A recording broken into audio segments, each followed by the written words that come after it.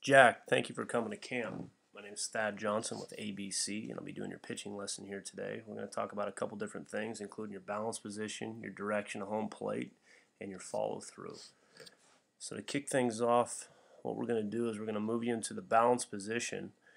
And a couple things that we're looking for in the balance position is that players stay back over their back foot. And immediately taking a look at your video,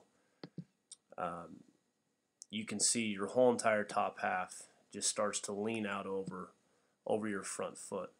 And ideally what we'd like to see in the second line, we'd like to see you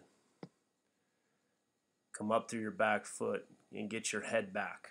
Okay, so what you're going to do is you're going to just practice kind of just lifting, keeping your head and your foot over your head and your foot in line. One thing you can think about doing is as you lift, try to keep your chin over your belly button. This is going to kind of straighten your upper half up a little bit. And it's going to, what it's going to do is it's going to take that weight, it's going to put it on the back side. And really, at the balance position, we want to have our weight back as we initiate the directional phase.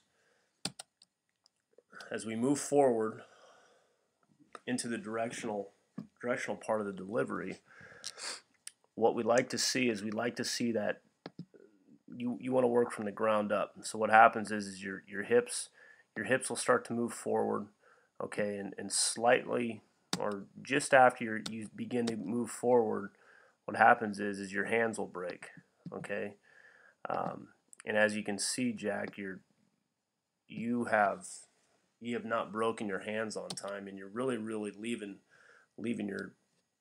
your top half kind of just on a shutdown mode where the bottom half is kind of started, it is initiated, and because your top half is so far out in front of your bottom half, you just almost have to just shut it down. So your bottom half starts to work and your top half just kind of now starts to go.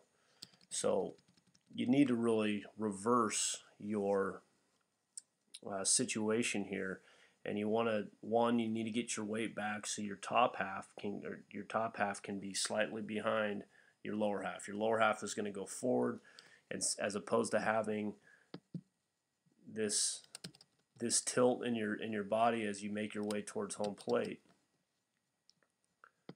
This tilt, you really ideally you should have this tilt going on your delivery, where your shoulders are going to be a little bit more level, even slightly back. Your hips, what will happen here once we get to these lines, as opposed to having flat and level hips, okay, if your weight's back, what you do is you end up having this tilt in your hips, and really that's going to take everything, and again, it's going to sit it on that back side, and we want to be heavily loaded on that back side of the delivery. So we want to really practice in front of the mirror. Okay, this is going to be your best way to fix this. We want to practice in front of the mirror. One, seeing what you look like, having a nice upright balanced position, and then two, as you fall forward and your hips start to lean forward, are my hands breaking? So it's hips move forward, hands break, weight back. Hands break, weight back. As we move forward, we're going to go into the foot strike position or the loaded position, and once again we're seeing this tilt, kind of this tilt over the front side. All right, and ideally, Jack, what we'd like to see is we'd like to see you be a little bit more spread out. So I'd like to see that your feet be a little bit wider. Okay, I'd like to see your front side be closed off more. So from elbow to glove, okay, in line with home plate is really what we're looking for. So this glove is going to have to travel back out to the front of the delivery as opposed to getting behind your delivery and off to the sides that it is right. You really want to practice getting in line with that front foot. So there's definitely some top half changes that have to be made here in this directional slash loaded position. Right here, your head's in a real good position. Okay, even your back foot is in a good position. You're still connected with the rubber, which is good. You're going to be able to push off, which is a good position to be. But that top half has kind of leaked out early. And the main reason is, Jack, is that at the very beginning of your delivery, you had that balance issue. So it's kind of following you throughout this entire delivery. At release point, again, we want to practice getting that glove up so it's running into the chest, as opposed to being down around the waist. You're in a great solid position. You're up above your back, or excuse me, you're upright on your top side. I'd like to see you get a little bit more extension. Face is going to get forward, chest is going to get forward over that front leg.